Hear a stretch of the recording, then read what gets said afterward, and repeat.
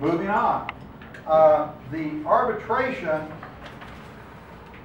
if you're interested in whether or not you should use an arbitration clause in your contract, and for my practice of over 40 years, I generally like to have an arbitration clause, and I generally put it in dealing with in Houston Fee Dispute Resolution Committee, because of the quickness, and usually there's not much resolved, and you can always mediate even that dispute. But in this decision, it deals with whether or not what your duties are to advise your client about an arbitration clause, okay? And you have an affirmative right to advise your client about that. Now, what I have done in my contract, and the contract that you have with you, is that I advise them, if they want to, they can seek a third opinion, or seek a third party opinion, or seek another lawyer's opinion. I've only had that happen maybe once or twice, but at least you put in there that the issue of arbitration has been fully discussed, and they've been made aware of the pros and cons of the arbitration. The decision here, or the opinion, says it's not required for you to absolutely make it mandatory for them to seek another attorney's opinion, but you can certainly make that recommendation. So that is one approach. Some people don't like arbitrations at all. Some people think they're a waste of time. Some people understand they're giving up their right to discovery, right to jury trial, in some cases right to appeal in some circumstances. And so there's certainly pros and cons about that. So that is the material that's been presented to you so far. Yes? You're talking about an arbitration clause that would contemplate a fee dispute, right? Well, I mean, you can have an arbitration clause on anything, as long as it doesn't, you can't arbitrate, I can file a legal malpractice case, obviously. But as far as anything else, as far as either venue, as far as who the arbitrator would be, we would agree to who the arbitration would be in front of. So yes, generally what I'm talking about today is a fee dispute, but an arbitration clause can be as broad as you want it, as long as it doesn't interfere or impact with grievance rules. Well, for issue of public policy, if they agree to the arbitration clause, can that be seen as prohibiting them from going through the state bar grievance process? You can't do that, no. No. No. So they get two bites. If they don't like the outcome of the arbitration, they can still go back to the state bar. Yes, you practice in our glorious state by privilege, not by right, and the rights held by the state bar. And so far, you can file a grievance. Anyone, not necessarily your client, can file a grievance on just about anything they want to. Now, whether it goes forward or not is a whole different can of worms. But yeah, you can, and you can't either. It's not a grievable offense for you to write in your contract you can't file a grievance, okay? It would probably, if there are other issues that came up, would probably not look good for you, okay? It's the same thing about this whole issue about non-refundable fees, but that's another topic. Okay, let's get into kind of what this is all about. How do you handle a client who does not want to pay you, or believes owes you money, or doesn't believe he owes you money? What about an arbitration clause in your employment agreement? If the client sues you, files a grievance, how should you respond? The cases we're going to deal with is, again, the Patrick Smitherman case and the Clarissa Grijaldo case are the first two. And in Patrick Smitherman, Mr. Smitherman was involved in a securities dispute and had 4 or 5 clients that were involved in the securities dispute. And his contract that he used is in this under his name, and it did have a very simple arbitration clause. So that's an important thing to know. The case got settled for about $550,000, you know, a significant amount. When the check came in 2009, Mr. Smitherman, who also one of the clients was his father, wrote a check to his father, wrote a check to another client, wrote a check to himself for attorney's fees, okay? Then there was a client by the name of Perry that Mr. Smitherman had known for a long period of time. In fact, at one time, they were next door neighbors. And there was about $220,000 that was still being contested, or there was an issue with. And so Mr. Smitherman wrote a letter to Mr. Perry stating, Dear Perry, I know that there may be a dispute. Oh, one other important point that I forgot. There was an agreement for a bonus. There was an agreement for a bonus. Now, the bonus was not set forth in the contract, but at the time of trial, at the time of deposition, Mr. Perry agreed that he had promised a bonus. It wasn't exactly determined what it was, but there had been conversations of it around $20,000 to $50,000. Point being, if you're going to have a bonus, you need to spell it out. So, Mr. Perry, of course, when he got this letter, and this is an important date of October the 16th of 29, he went out and hired an attorney. The attorney then on the 22nd wrote back to Mr. Smitherman saying to him, we are going to sue you, we're going to sue the law firm you're with, and you owe us this amount of money. At that point, according to Mr. Smitherman, this is the key to this whole thing, that amount, the whole amount that was owed, plus the bonus, was in dispute. Now, that would be sort of a clean case. That would be sort of a clean case. What happened was that in the conversations and emails, there was a reference that Mr. Smitherman said, you know, I think maybe a $50,000 fee is appropriate, as kind of a throwaway lie. I'm not saying that he was going to settle for that. I'm not saying that's the final thing. But I think what we do need to do is arbitrate this according to the clause. Another year went by. The case was finally arbitrated, settled. But the Office of Chief Disciplinary Counsel, attorney by the name of Tim Bursch, decided that since Mr. Smitherman had said that there was $50,000 and the rest of it basically was not in dispute, even though that wasn't what Mr. Smitherman said other places, and that certainly wasn't his intent, that was a violation of the rules of ethics. And because of that, a grievance was filed against him, and for 3 years it was litigated. Okay? Now, what happened at the time of the trial is that Mr. Smitherman actually submitted those issues dealing with that part of the case, and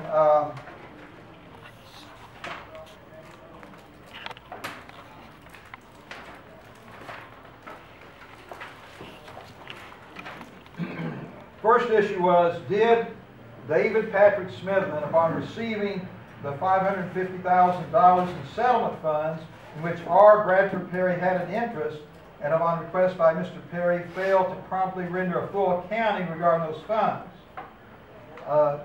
Did he provide a full accounting?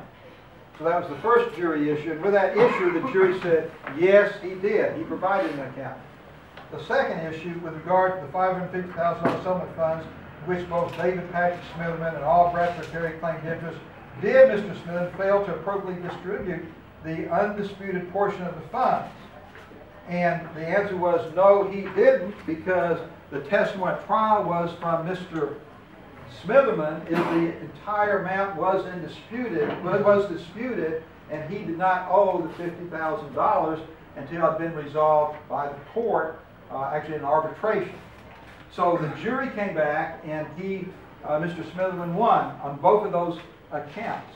Well, what happened next was the trial judge, after the attorney for the Office of Chief Disciplinary Counsel filed a motion for JNOV, granted that JNOV, and this gets to be really more technical than probably we have time to do here, but in the motion for the JNOV, the date that had been presented at trial as to the time that money was considered to be undisputed was changed by the attorney of the Office of Chief Disciplinary Counsel.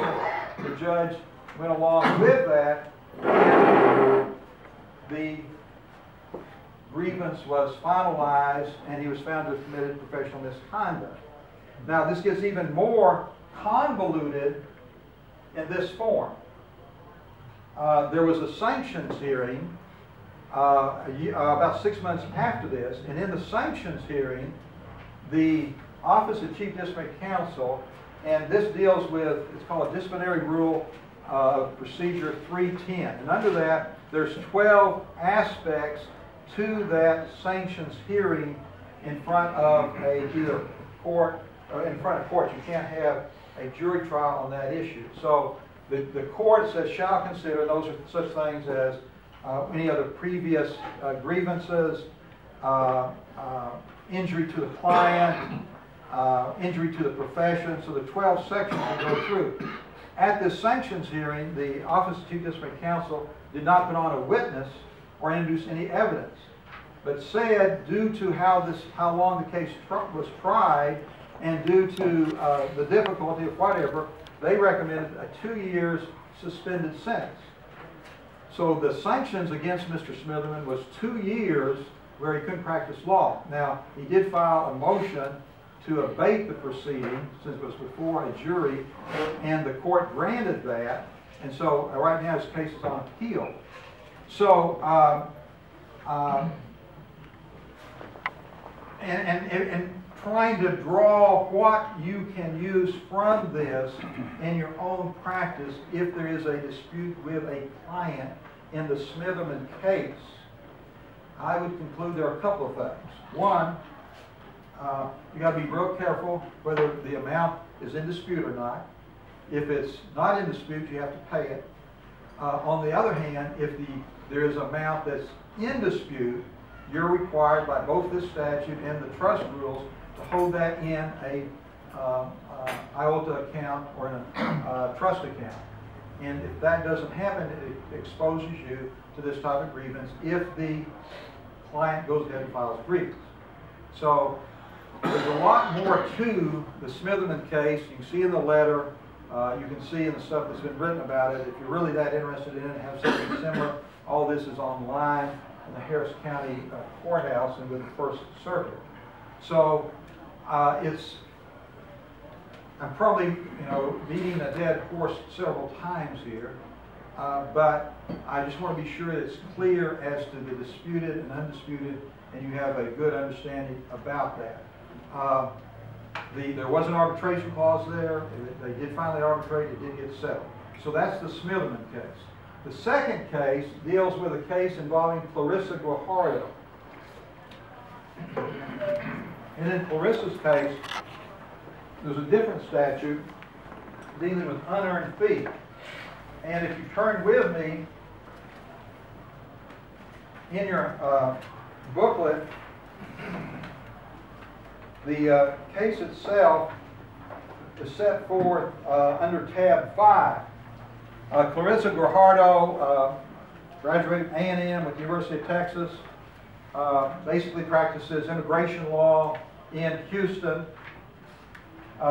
She had a client that called her up and explained that the client's fiance had come over to marry an American citizen. She was a Mexican citizen. She was stopped at the border. There were some issues about what she said when she was questioned by immigration. They sent her back, and so the client wanted to hire Clarissa to get citizenship, or at least get her back in the United States legally. So I think there was like a $5,000 fee paid. Clarissa went to work immediately, filing a Freedom of Information Act, filing various forms with the federal government to try to find out what was going on with the case. She decided that there was a need to file, and you can only do this, I don't do the immigration, but just following the case, a writ habeas corpus in Washington, D.C. against the Immigration Department so that she could suppress the statements that the woman made crossing the border, because she made some statements under duress that she hoped to get out, keep out of the case. She had trouble getting that filed. She had trouble getting somebody to do it. It was ultimately dismissed. The money dealing with that part of the case, there was some in her account. She had then applied that to other parts of the case, trying to make the case go forward. As at this point, the client said, "Stop, you're wasting my time. I don't think you're doing what I want." And the client had paid these amounts. They had been billed and paid, okay? And the client said, I want another attorney on this, and she was terminated. At the time that she was terminated, the client said, "Unless you give me all the money back, I'm going to file a grievance against you." The grievance was filed. And at the time of the trial, and this was tried to a jury in Harris County, we have a decision there. What happened was the evidence showed that the activity that Clarissa did with the writ of habeas corpus was in furtherance of the client's best interest, and there was no evidence, no expert, no one testified against that theory, that strategy, and the court directed a verdict. Okay? That directed verdict, you think, well, the Office of Chief Disciplinary Counsel should be satisfied that, you know, a court has finally resolved the case, but no, they decided to go ahead and appeal it. And that's the appellate decision that you have there, talking about how there was no evidence that this was an unearned fee, that the money was appropriately used in the best interest of the case. The interesting thing, some other parts of both what I talked about in the Smitherman case and in the Guajardo case, is that there was not an expert used by anyone in the case to try to help the court or the jury determine what is the right ethics in this. The Office of Chief Disciplinary Counsel often doesn't even, it states in the letter from Guajardo, they had not even met the complaining witness until the time of trial. No discovery is done. And so the preparation was somewhat sketchy. And at the time that the appellate decision came down, the Office of Chief Disciplinary Counsel threatened, unless Clarissa would take a public reprimand, to take it to the Supreme Court. Ultimately, that didn't go forward, and the case was resolved. So that was kind of the strong-handed tactic that was used in that case. Okay, so we've gone through both Smitherman and Clarissa Guajardo. Any comments, any questions about either one of those cases in light of fee dispute, in light of what the tactics were of the Office of Chief Disciplinary Counsel, or the ultimate decision?